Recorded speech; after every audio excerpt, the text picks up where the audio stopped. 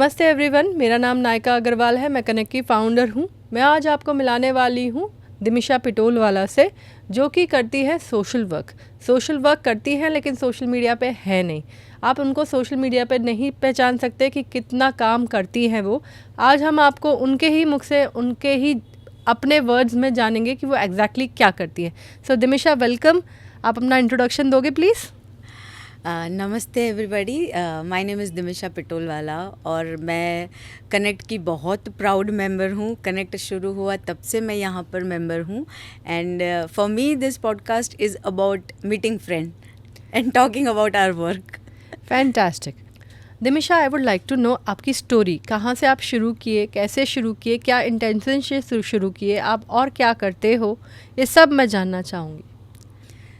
शुरू तो 2017 में 2017 में जब से कनेक्ट शुरू हुआ, जब मैंने कनेक्ट में मेंबरशिप ली और नायका, अगर आपको याद हो तो आप ही ने मुझे किसी से मिलवाया था। मैंने कहा था कि कोई एनजीओ चलाता हो उससे मुझे मिलवा देना, तो मैं अपने फ्री टाइम में थोड़ा सा कुछ सोशल वर्क करना चाहूँगी। और आप ही की कोई फ्रेंड मुझे ये स्कूल तक लेकर गई, फिर वो तो मेरी ज़िंदगी में कभी वापस नहीं आई और मैं इस काम के साथ तब से जुड़ी हुई 2017 से। 2017 से। इस काम मतलब क्या काम? जैसे I work for 2 government schools, AMC संचालित जो शाला होती है उसके लिए काम करती हूँ। फिर अभी रिसेंटली 6-8 महीने से मैंने एक कंस्ट्रक्शन साइट पे बच्चों का स्कूल बनाया है और वहाँ के बच्चों के एजुकेशन, ओवरऑल डेवलपमेंट, हेल्थ, उसके लिए काम करते हैं। सो बेसिकली मैं अंडर प्रिविलेज बच्चों के लिए काम करती हूँ, उनके एजुकेशन, हेल्थ, वहाँ का इंफ्रास्ट्रक्चर और एनवायरनमेंट, ये 4 चीज़ पे मैं काम करती हूँ। सो मैंने आपकी जर्नी देखी है दिमिशा। आपने इसको शुरू किया, मतलब जब आप उस स्कूल में गए थे तब वो छोटा सा स्कूल था, उसमें बाउंड्री भी नहीं थी, उसमें मतलब गेट भी नहीं था। वहाँ से शुरू करके आज वो स्कूल फुल इंफ्रास्ट्रक्चर के साथ प्राउडली खड़ा है। हाँ जी, हाँ जी। कैसा लगता है आपको? अच्छा लगता है। ऐसे ही होता है जैसे एक माँ अपने बच्चों को बड़ा होते देखती है, जब वो बड़े हो जाए, अपने पाँव पे खड़े हो जाए, तो एक माँ को जितनी खुशी होती है, मुझे आज वो स्कूल को देखकर, क्योंकि आपने और मैंने और कनेक्ट के बहुत सारे लोगों ने मिलकर ही वहाँ पर कंपाउंड वॉल बनवाया, गेट बनवाया, बिल्डिंग्स बनवाए, उसमें टॉयलेट ब्लॉक्स बनवाए, पानी की फैसिलिटी की, गटर ड्रेनेज का प्रॉब्लम सॉल्व किया। और दूसरी स्कूल में अभी वही काम चल रहा है, वहाँ पर अभी टॉयलेट्स का काम चल रहा है। तो डेफिनेटली बहुत अच्छा लगता है कि हमारी मेहनत रंग ला रही है। ओके। दिमिशा, ये जो आप काम कर रहे हो इसमें कोई आपकी इनकम नहीं है, राइट? नहीं। तो how do you feel fulfilled जब आप, it's not about money always, I know that it's not about money. जब हम लोग बिजनेस करते हैं तो हम पैसे के लिए नहीं करते, लेकिन फिर भी पैसा मैटर करता है। आपको नहीं करता? मतलब मेरे ख्याल से 7 साल से बिना पैसे के लिए आप किए जा रहे हो। आपको ऐसे नहीं लगता कि डिसहार्टेंड नहीं लगता, यार मैंने कुछ कमाया नहीं इसमें से, क्या कर रही हूँ? मुझे पर्सनली नहीं लगता है, लेकिन हाँ, लोगों के सवाल ऐसे बहुत आते। और अभी रिसेंटली तो बहुत ज़्यादा, बिकॉज़ अच्छा खासा टाइम हो गया। शुरू में सबको लगता था शौक के लिए कर रही है। वो बोलते हैं ना, थम्स अप का वो कोका कोला का होता है, ऊपर होता है फिर बैठ जाता है उसका गैस, ऐसे होता होगा शायद। बट नहीं, ऐसा नहीं। हाँ, लोग मुझे प्रश्न करते हैं, फिर मुझे ये समझ में आता है कि अच्छे काम करने के लिए और बिना अपने बारे में सोचकर भी अच्छे काम करने के लिए आपको एक किस्मत चाहिए होती है, जो शायद ईश्वर ने मुझे देकर भेजा है। मतलब मुझे लगता है अच्छे काम करने के लिए पहले भी अच्छे काम किए होते हैं, तब जाके ईश्वर आप पे भरोसा करता है कि नहीं, ये कर सकेगी। तो मुझे लगता है मेरे आसपास का वातावरण ईश्वर ने ऐसा बना कर रखा है, जैसे फैमिली से लोग सपोर्ट करते हैं और ईश्वर की कृपा है कि घर से सब कुछ फिनेंशियली साउंड है हम। तो नहीं, वो मुझे पर्सनली नहीं मैटर करता है। हाँ, लेकिन ये प्रश्न मुझे लगभग हर हफ्ते पूछा जाता है किसी न किसी के द्वारा। What is the source of your fulfilment then? ये काम करके मुझे ऐसे लगता है कि मैं जब वहाँ जाती हूँ, मैंने बहुत बार लोगों को बोला है कि कभी कभी हमारे जो प्रार्थना का समय होता है सुबह का, ऐसे सूरज निकला ही होता है। छोटे छोटे छोटे बच्चे हैं, बटपुर में तो 600 बच्चे अब हमारे पास, तो 600 तो बहुत बड़ी संख्या हो जाती है। और बैठकर वो लोग जिस तरह से प्रार्थना करते हैं, मैं बहुत बार लोगों को बोलती हूँ कि ईश्वर नीचे आता है तो इसी जगह पे इसी समय आता है। और ईश्वर तो है ना समझने की नहीं, महसूस करने की बात है। तो आपको आना पड़े और महसूस करना पड़े कि मुझे वहाँ पे क्या मिलता है, मैं आपको शब्दों में नहीं बता सकती। क्या बात है, क्या बात है। तो मैंने बहुत कम लोगों को एनजीओ वर्क विदाउट कुछ पर्सनल गेन के देखा है, उनमें से आप एक हो। आपको एक्चुअल में आपने कभी कुछ इसमें से पर्सनल गेन लिया नहीं है, इस चीज़ की मैं साक्षी हूँ। आई एम रियली 7 ईयर्स से मैं आपकी जर्नी देख रही हूँ and I have witness that आपने इसमें से पर्सनल, मतलब इनफैक्ट आपने अपनी कोई संस्था नहीं बनाई, कोई एनजीओ नहीं बनाया। जो डोनेशन आता है वो भी आप अपने आप में नहीं लेते, सीधा उसको दे देते हो, जो कारीगर होता है या किसी को दे देते हो। तो क्या आप मतलब what is the reason you are doing this? मुझे ऐसे लगता है कि शायद बिकॉज़ मैं बहुत कर्म में विश्वास करती हूँ, आप भी करते हो मुझे पता है, और हर कोई जानता है कि कुछ और वर्क कर रहा है कि नहीं कर रहा है, बट एवरी सेकेंड कर्म का जो चौपड़ा है ना वो चलता ही रहता है, उसका चक्कर चलता ही रहता है। तो हो सकता है कि शायद कुछ लेना देना लिखा जोखा बाकी रह गया हो गया। तो मैं खुद भी ईश्वर को बहुत बार ये प्रश्न करती हूँ अकेले में कि मुझसे यही काम करवाओगे तुम? और मुझे लगता है कि ईश्वर हंस के बोलता है अभी तो तू ये कर, आगे की चिंता नहीं कर। तो मुझे मेरे ईश्वर पे बहुत भरोसा है कि वो जो भी मेरे लिए करेगा अच्छा ही करेगा, उसने सोच समझ कर ही करवाया होगा। तो मुझे वो बच्चों की खुशी में, वो बच्चों की हंसी में और उनकी आंखों में मुझे मेरा ईश्वर दिखता है, इसलिए मैं ये काम करती हूँ। ओके। जब आप ये करते हो, आप जब जाते हो वहाँ पे, आप अपना कितना घंटा देते हो?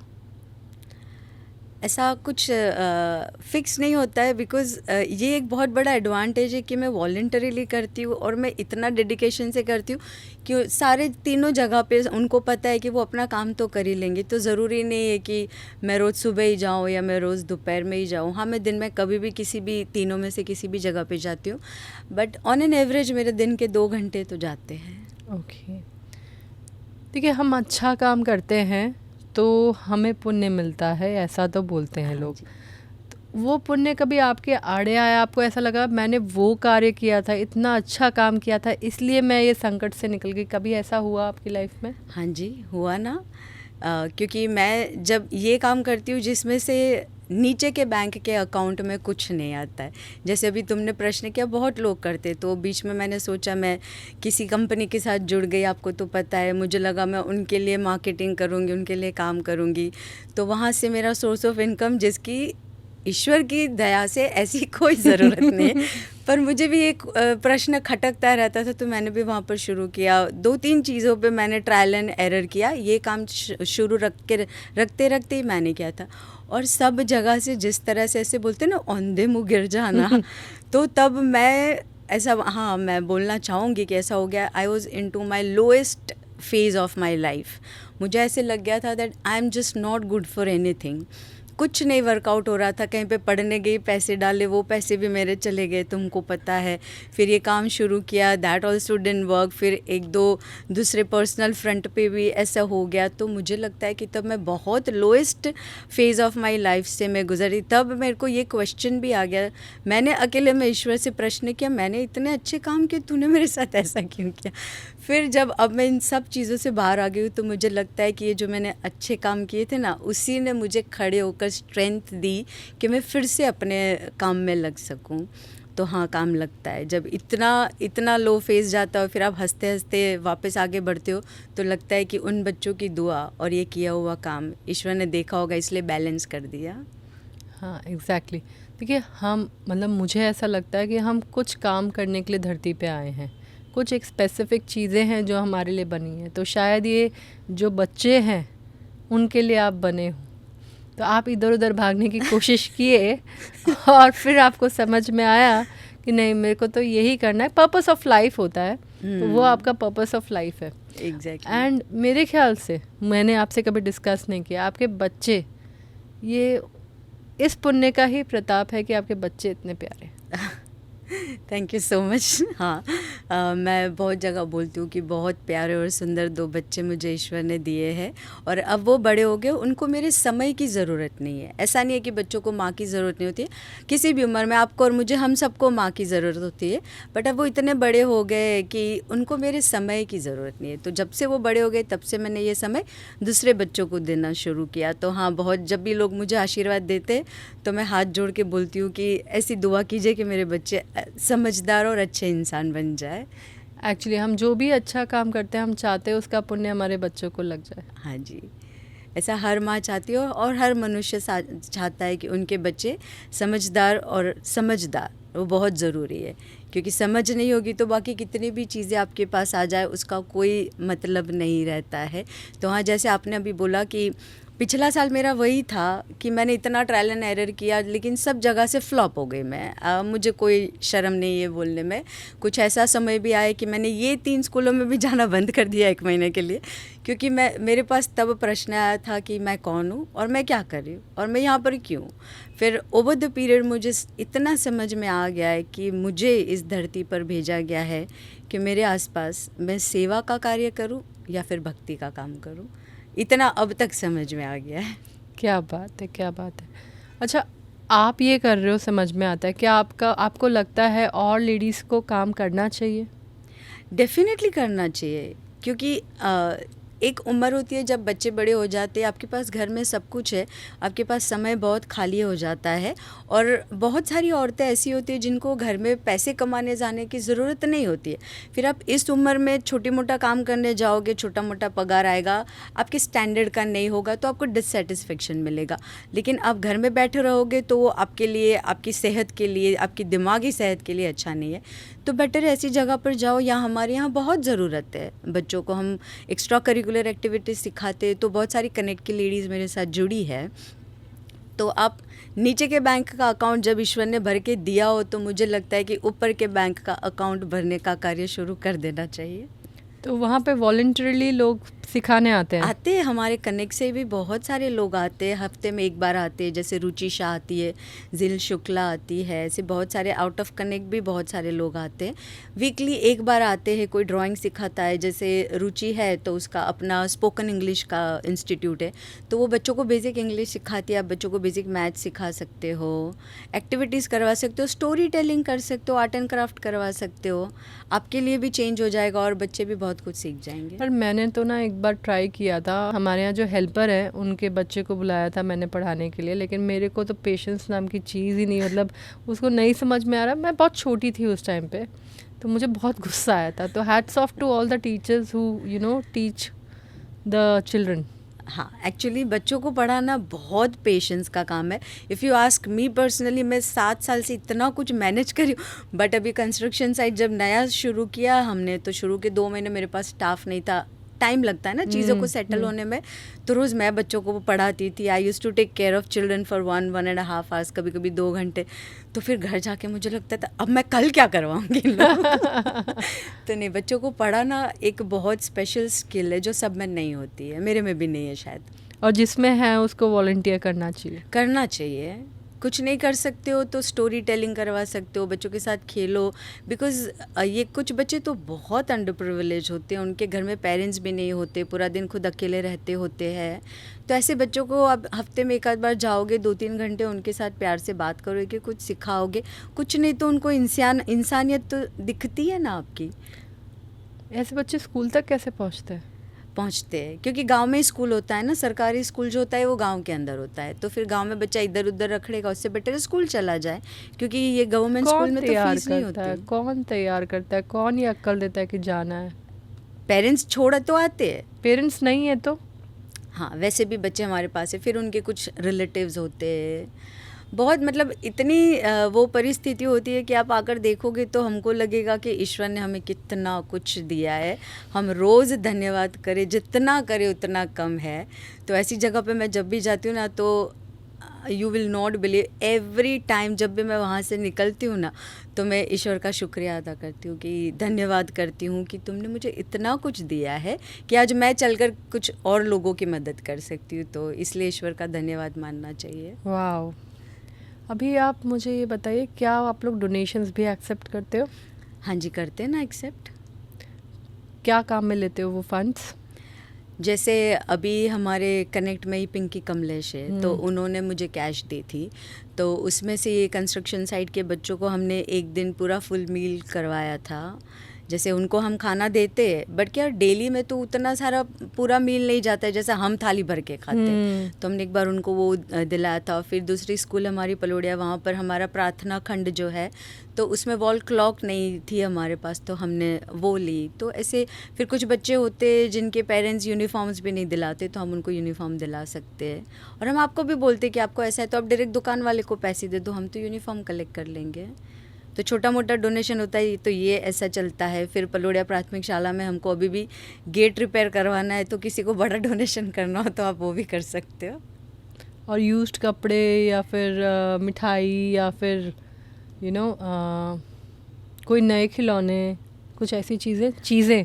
हाँ जी, दे सकते हो ना आप। खिलौने तो आप अपने आप आकर बच्चों को दे जाओ, बच्चों के हाथ में दे जाओ। यूज्ड कपड़े वो हमको थोड़ा देखना पड़ता है कि कौन सी टाइप की, क्योंकि क्या होता है कि हमारे घरों के बच्चों के पास जो कपड़े होते हैं बहुत फैंसी होते हैं, और ये जो बच्चे होते हैं इतने फैंसी कपड़े नहीं कैरी कर सकते। और अच्छा भी नहीं लगता है कि जब उसका पेट खाली और हमको उसको पहनने के लिए प्रिंसेस की ड्रेस दे दे, कैसा लगेगा सोचो। तो तब वहाँ पर थोड़ा मुझे ऐसा स्ट्रिक्ट हो जाना पड़ता है कि ऐसी चीज़ें हम लेंगे, ऐसी नहीं लेंगे। बाकी टॉयज़ तो आप दे सकते हो, स्टेशनरी दे सकते हो, खाना भी आपको जब खिलाना है। बहुत सारे लोग आते हैं। अभी लास्ट ईयर हमारे यहाँ कोई आया था तो उन्होंने 600 बच्चों को खाना खिलाया था, छोले पूरी और समोसा और गुलाब जामुन। और आपको देखना चाहिए था, बच्चे इतने खुश होके खाए थे। एंड वो आपके यहाँ बन जाता है सिर्फ? नहीं, हम तो यही बोलते कि आप बनवा कर लेकर आओ। तो उन्होंने जिस महाराज से बनवाया था उसका नंबर हमने स्टोर कर लिया है।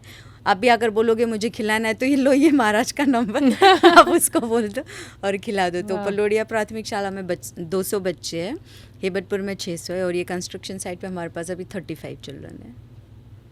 इतने सारे बच्चों के पेट में अन्न जाना, इससे बड़ी अच्छी चीज़ क्या होगी? इससे बड़ा धर्म क्या होगा? हमारे तो शास्त्र में कहा गया है, अन्नदान सबसे महत्वपूर्ण, सबसे बड़ा दान होता है। तो आइए, हमारे पास साल में 2-4 तो ऐसे अवसर होते ही है जब हम जाकर किसी को खिलाना चाहे। तो हमने ऐसे 3 जगह रखी, आपको जितने बच्चों को खिलाना आप खिला सकते हो आकर। क्या बात है! और जितने कपड़े देने हो, जितने टॉयज़ देने हो, उसमें भी कोई लिमिट नहीं? नहीं, कोई नहीं, आपको जितना देना हो। बिकॉज़ वो लेने वाले और इस तरफ हमारी तरफ लोग देने वाले, तो मैं जो काम कर रही हूँ लेने वाले और देने वालों के बीच की कड़ी बन रही हूँ मैं। क्योंकि ऐसी जगहों पे जाना, अगर आप ऐसे रेंडमली किसी भी स्कूल में जाओगे तो हो सकता है कि आपको वहाँ के लोग अलाउ भी नहीं करें स्कूल में आना, और आपको भी झिझक होती है कि मैं जाके किससे बात करूँ, क्या बात करूँ। तो जब मैं बीच में होती हूँ तो लोगों को लगता है अच्छा चलो दिमिशा है ना उधर, और स्कूल वालों को भी लगता है कि दिमिशा बहन किसी को लेकर आ रहे तो व्यवस्थित ही होंगे।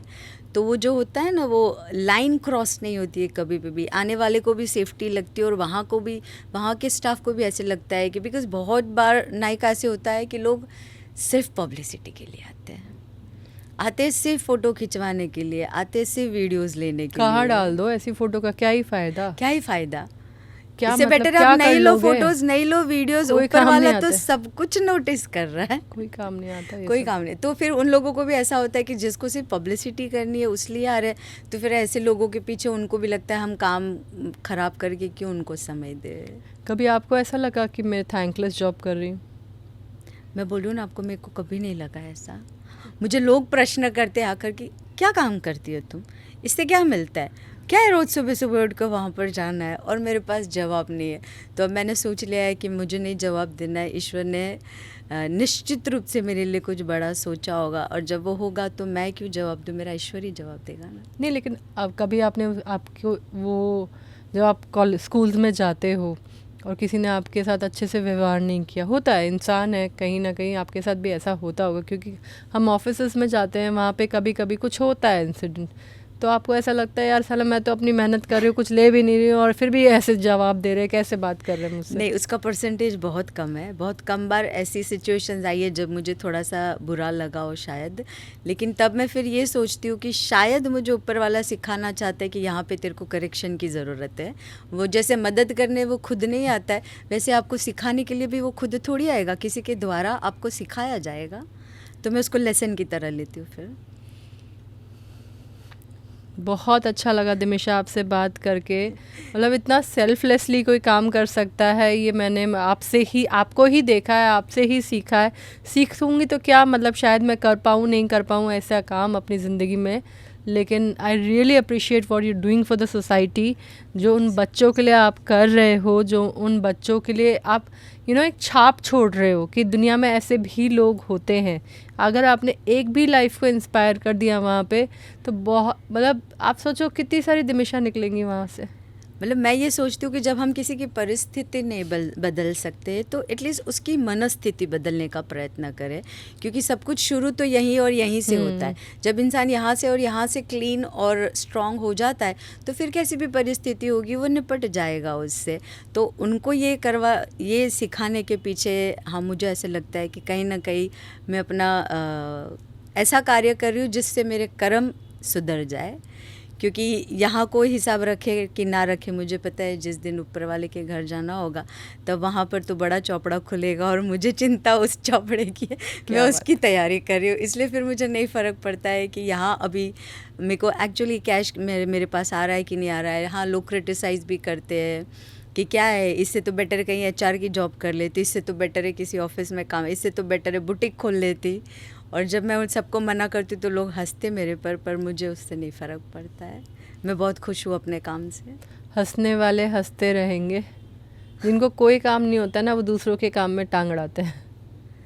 हो सकता है, पर मैं नहीं सोचती हूँ, क्योंकि मुझे लग रहा है, मुझे पूरा विश्वास है कि ये लोग कोई देखे ना देखे ऊपर वाला देख रहा है और मैं उसके बताए हुए कार्य पे आगे बढ़ रही हूँ। मुझे लगता है मैं तो सिर्फ निमित्त मात्र हूँ, मुझे पसंद किया गया है कि तू ये काम करेगी तो मैं कर रही हूँ। तो जब जो काम देने वाला है वही हिसाब करेगा ना, मैं यहाँ पे लोगों को क्यों कुछ बताना चाहूँ। नाइस। अच्छा दिमिशा, मैं आपसे ये बोलना चाहूँगी कि जो आप ये कार्य कर रहे हो, जो ये काम कर रहे हो, उसमें आपको गवर्नमेंट रिकग्निशन या मीडिया रिकग्निशन मिलता है? नहीं, क्योंकि शायद मैं उस रास्ते पर चली नहीं रही हूँ, मैं सोशल मीडिया नहीं यूज़ करती हूँ, तो कोई मुझे नोटिस कहाँ करेगा। उनको पता ही कैसे पता चलेगा। फिर मेरी अगर आप दिनचर्या देखोगे तो बहुत सिंपल सी ज़िंदगी जीना मुझे पसंद है। मैं ज़्यादा कहीं पार्टीज़ में भी आपने मुझे नहीं देखा होगा, कनेक्ट की भी इतनी सारी पार्टीज़ होती है तो मैं तो कहीं नहीं जाती हूँ।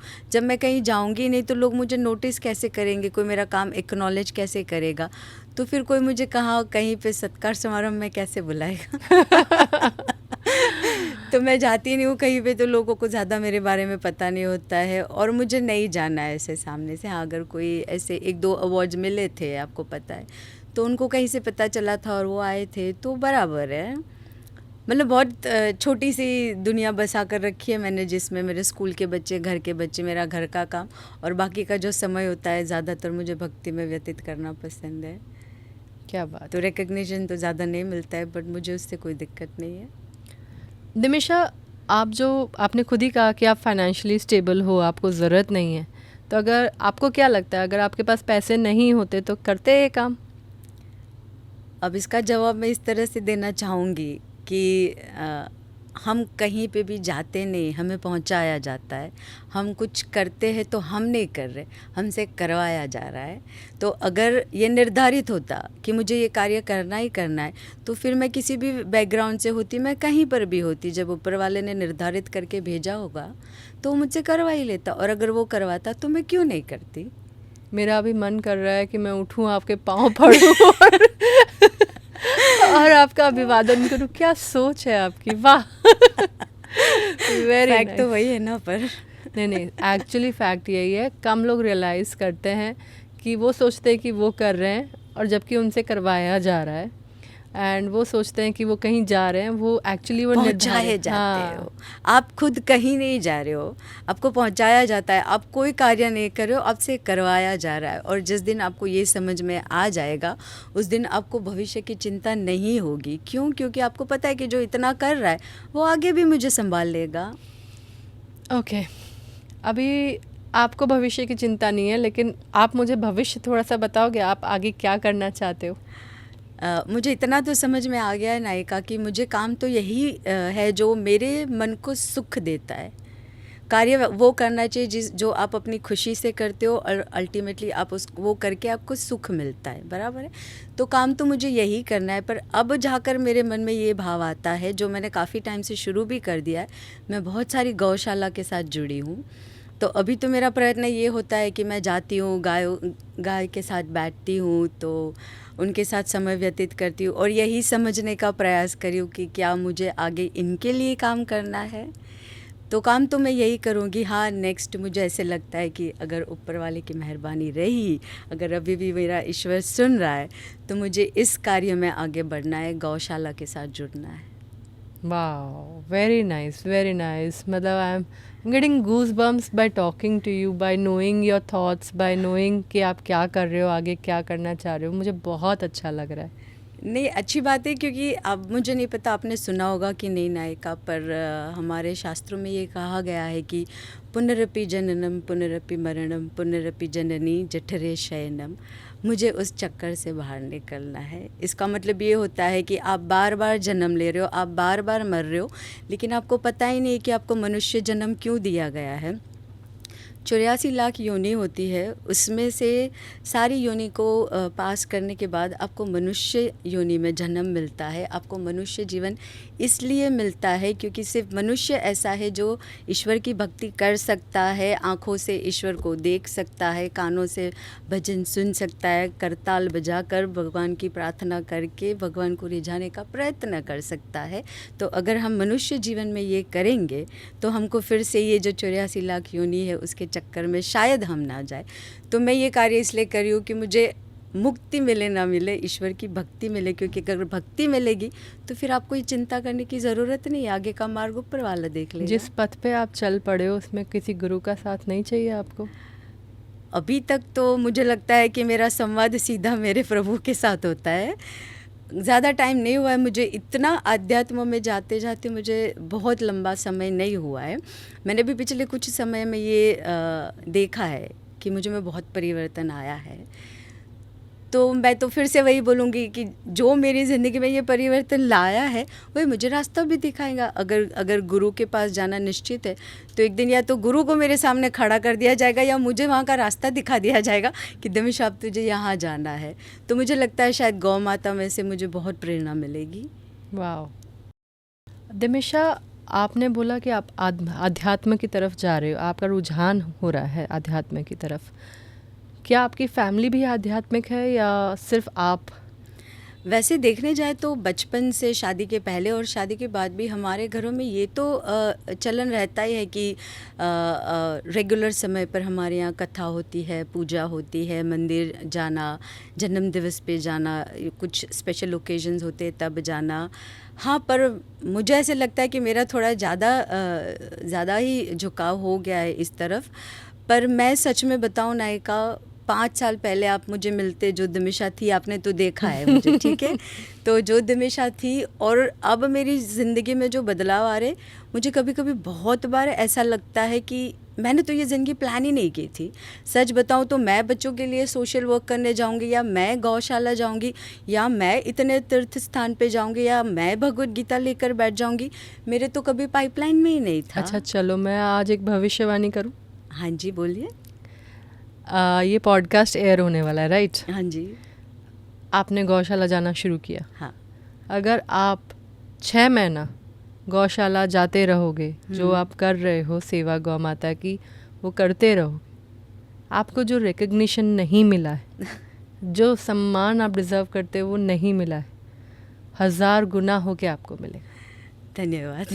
ये मैंने आजमाया हुआ है, क्योंकि मैंने देखा है कि गौ माता के ऊपर हाथ फेरने से हाथों की लकीरें बदल जाती हैं। और जब गौ माता आपके हाथ को ऐसे चूमती है, चाटती है, तो मुझे तो लगता है तब भी मेरे हाथों की लकीरों में बदलाव आ रहा है। मैं आपसे 3-4 महीने पहले मिली थी। वैसे तो हम काफ़ी टाइम मिलते नहीं, रहते गीता पटेल जी के इनॉग्रेशन में 3-4 पहले मिले थे। 3-4 महीने हुए। हाँ ना? हाँ जी। तब में और आज में ज़मीन आसमान का अंतर, तब से और आज में ज़मीन आसमान का। उस दिन मैं शौक में चली गई थी कि मेरी दमिशा को क्या हो गया। एंड आज मैं कह रही हूँ कि आप में बहुत चेंज है और पॉजिटिव चेंज है। तो मैंने तो पहले ही बोला कि मुझे तो कोई दिक्कत नहीं है सबके सामने ये एक्सेप्ट करने में कि बहुत डाउनफॉल आया था, क्योंकि हाँ। मेरा सोचा और मेरा प्लान किया कुछ नहीं हो रहा था। फिर मुझे धीरे धीरे समझ में आया कि अगर आपके सोचे के हिसाब से आपकी ज़िंदगी चलती है तो शुक्रिया माने उसका, धन्यवाद अदा करे ऊपर वाले का कि जैसा मुझे चाहिए था वैसा तूने दिया। लेकिन अगर आपके सोचे मुताबिक नहीं हो रहा है तो और ज़्यादा बड़ा धन्यवाद कीजिए ऊपर वाले का, और उत्सव का समय समझिए उसको। क्योंकि अब वो होगा जो उसने आपके लिए सोचा है, और वो हमसे बेहतर ही सोचता है हमारे लिए। तो बस बेसिकली वही है कि हाँ, मैं तो बोली आपको पहले कि डाउनफॉल आया था और तब नहीं समझ में आ रहा था, तभी ज़िंदगी में वो प्रश्न आया कि मैं कौन हूँ और मैं यहाँ पर क्यों हूँ और मुझे करना क्या है। फिर धीरे धीरे समझ में आया कि तुम जो भी हो तुमसे करवाया जा रहा है, तुम पहले शांत होकर बैठ जाओ। तभी तो मैं आपको बोलूँ कि मैं पूरा पूरा दिन घर पर होती हूँ, मैं ज़्यादा कहीं जाती भी नहीं हूँ, क्योंकि मैं खुद से बातें करती हूँ। फिर बहुत समय के बाद पता चला कि जो ईश्वर मैं बाहर ढूंढने जाती हूँ, कभी मैंने झांक कर देखा ही नहीं कि मेरे अंदर ही वो तो रहता है। कभी मैंने उसको सुना ही नहीं। बाहर की चीज़ों का शोर जब कम करोगे, अकेले में बैठोगे, तब वो आवाज़ अंदर से आएगी और तब पता चलेगा कि जिस ईश्वर को आप ढूंढ रहे हो, आप उसको कुछ भी बोल दो, वांसड़ी वाड़ो गुजराती में कहिए तो, द्वारकाधीश, कानूड़ो या ठाकुर जी, वो आपके साथ ही है हमेशा। पर आपने कभी देखा ही नहीं, महसूस ही नहीं किया, तब जाके समझ में आया कि ये जो भी हो रहा है या ईश्वर जो है वो समझने की नहीं, महसूस करने की बात है। क्या बात है, क्या बात है। मुझे आपसे बात करके इतना मज़ा आया, मेरा मन नहीं कर रहा है इस पॉडकास्ट को एंड करने का। इनफैक्ट जो शूट कर रहे हैं उनका भी मन नहीं कर रहा है कि हम यहाँ एंड करें, लेकिन हमें एंड करना पड़ेगा। Thank you everyone for watching. Please do share, like and comment on this video. इससे दिमिशा को भी अच्छा लगेगा और हमें भी प्रोत्साहन मिलेगा कि हम और ऐसे वीडियोज़, ऐसे पॉडकास्ट आप तक लेके आएँ।